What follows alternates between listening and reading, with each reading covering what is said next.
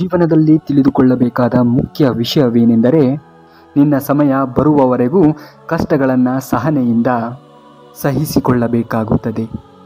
ಈ ದಿನ ನೀನು ಏನೇ ಮಾಡಿದರೂ ನಡೆಯುತ್ತದೆ ಎಂದು ತಪ್ಪುಗಳನ್ನು ಮಾಡಬೇಡ. ಮಾತಿನಿಂದ ನೋಯಿಸಬೇಡ. ಮನಸ್ಸುಗಳನ್ನು ಗಾಯಗೊಳಿಸಬೇಡ. ಚೆನ್ನಾಗಿ ನೆನಪಿಟ್ಟುಕೋ, ಕರ್ಮ ಸಿದ್ಧಾಂತ ಅನ್ನುವುದು ಒಂದಿದೆ.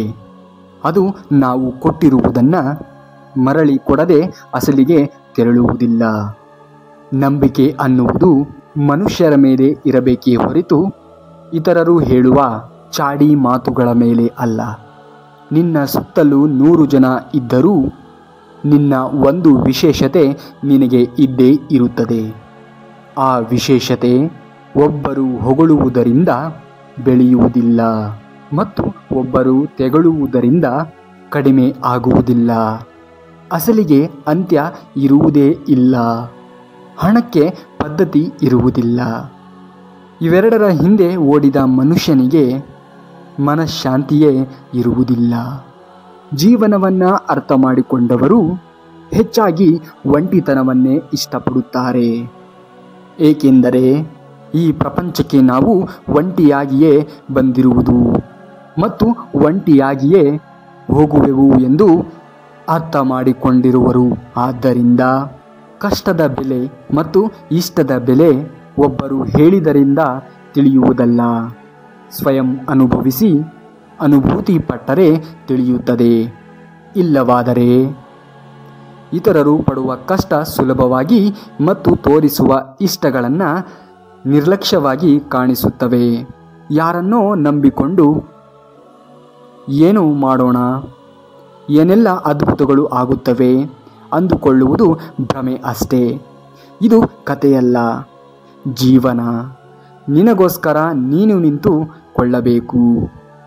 ನಿನ್ನ ಕಷ್ಟಗಳನ್ನು ನೀನೇ ಎದುರಿಸಬೇಕು.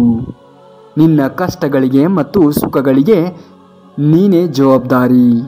ಇಲ್ಲಿ ಯಾರನ್ನು ದೂರುತ್ತಾ ಕುಳಿತುಕೊಳ್ಳಬೇಕಾಗಿಲ್ಲ. ನಿನ್ನ ಜೀವನದ ನಿರ್ಮಾಣ ನಿನ್ನಿಂದಲೇ ಆರಂಭವಾಗಬೇಕು. ಸಮಯವು ನಿನಗಾಗಿ ಕಾದು ಕುಳಿತಿಲ್ಲ. ಕಾಲವು ಚಲಿಸುತ್ತದೆ. ಬೆಟ್ಟದೆತ್ತರದ ಭವಿಷ್ಯ ನಿನ್ನ ಕಣ್ಣ ಮುಂದೆ ಇದೆ. ಭವಿಷ್ಯವನ್ನು ರೂಪಿಸಿಕೋ. ಕಷ್ಟಗಳು ಬರಬಾರದು ಎಂದು ಬಯಸುವುದಲ್ಲ, ಬಂದರೂ ಎದುರಿಸಿ ಮುಂದಕ್ಕೆ ಹೋಗುವುದು. ಕಷ್ಟಗಳು ಬೇಡವೆಂದರೂ ಬಂದೇ ಬರುತ್ತದೆ. ಇದು ಯಾರಿಗೂ ಹೊರತಾಗಿಲ್ಲ. ಸಹನೆ ಮತ್ತು ಧೈರ್ಯದಿಂದ ಮುಂದೆ ನಡೆದಾಗ ಪ್ರಕೃತಿಯೂ ಕೂಡ ಸಹಕಾರವನ್ನು ಕೊಡುತ್ತದೆ. ಇದೇ ಪ್ರಕೃತಿ ಧರ್ಮ. ಯಾವುದೇ ವಿಷಯದಲ್ಲಿ ಯಾರ ಮೇಲೂ ಆಧಾರ ಪಡಬೇಡ. ಒಂದು ಬಾರಿ ಕೇಳಿದರೆ ಸಹಾಯ, ಅದೇ ಪದೇ ಪದೇ ಕೇಳಿದರೆ ನಿಸ್ಸಹಾಯ. ಸಾಧ್ಯವಾದಷ್ಟು ಇತರರ ಸಹಾಯವಿಲ್ಲದೆ ಬದುಕುವುದನ್ನು ಕಲಿ. ಆಗಲೇ ನಿನ್ನ ಮೇಲೆ ನನಗೆ ನಂಬಿಕೆ ಮತ್ತು ಇತರರಿಗೆ ನಿನ್ನ ಮೇಲೆ ನಂಬಿಕೆ, ಗೌರವ ಬೆಳೆಯುತ್ತದೆ. ಜೀವನ ಆಸೆಯಿಂದಲ್ಲ, ಆಶಯದಿಂದ ಬದುಕಬೇಕು. ಇಲ್ಲಿ ಬದುಕಬೇಕೆಂದರೆ ಹೋರಾಟ ಮಾಡಲೇಬೇಕು. ನಿನ್ನ ಯಶಸ್ಸಿಗಾಗಿ ಇಲ್ಲಿ ಭಯಪಟ್ಟರೂ ಬಳಲಿದರೂ ನಮ್ಮ ಜೀವನ ನಮ್ಮನ್ನು ಈ ಪ್ರಪಂಚದಿಂದ ದೂರ ಮಾಡುತ್ತದೆ. ಏನಾದರೂ ಧೈರ್ಯದಿಂದ ಇರಿ, ಕುಗ್ಗಬೇಡಿ. ಒಬ್ಬರು ನಮ್ಮನ್ನು ಮೋಸ ಮಾಡಿದರೆಂದು ದುಃಖ ಪಡುವುದಕ್ಕಿಂತ ಸಂತೋಷ ಪಡುವುದು ಒಳ್ಳೆಯದು. ಕಾಲ ಎನ್ನುವುದು ಒಂದಿದೆ.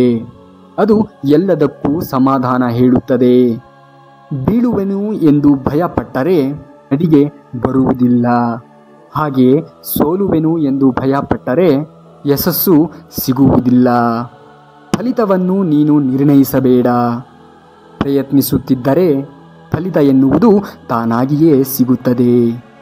ಧೈರ್ಯದಿಂದ ಇರಿ, ಶಾಂತಿಯಿಂದ ಇರಿ, ಸಮಾಧಾನದಿಂದ ಇರಿ. ಖಂಡಿತವಾಗಿಯೂ ಎಲ್ಲವೂ ಒಳ್ಳೆಯದೇ ಆಗುತ್ತದೆ. Thank you so much. ವಿಡಿಯೋನ ಪೂರ್ತಿಯಾಗಿ ನೋಡಿದ್ದಕ್ಕಾಗಿ. ಇದೇ ರೀತಿಯಾಗಿರುವಂತಹ ವಿಡಿಯೋಗಳಿಗೋಸ್ಕರ ನಮ್ಮ ಚಾನಲ್ನ ಸಬ್ಸ್ಕ್ರೈಬ್ ಮಾಡ್ಕೊಳ್ಳಿ ಅಂತೇಳಿ ಹೇಳ್ತಾ ಈ ವಿಡಿಯೋಗೆ ಒಂದೇ ಒಂದು ಲೈಕನ್ನು ಮಾಡಿ. ಐ ಹೋಪ್ ನಿಮಗೆ ವಿಡಿಯೋ ಇಷ್ಟವಾಗಿದೆ ಅಂತೇಳಿ ಭಾವಿಸ್ತೀನಿ. ಮುಂದಿನ ವಿಡಿಯೋದಲ್ಲಿ ಸಿಗುವವರೆಗೂ ಧನ್ಯವಾದ. ಕರುನಾಡಿಗೆ.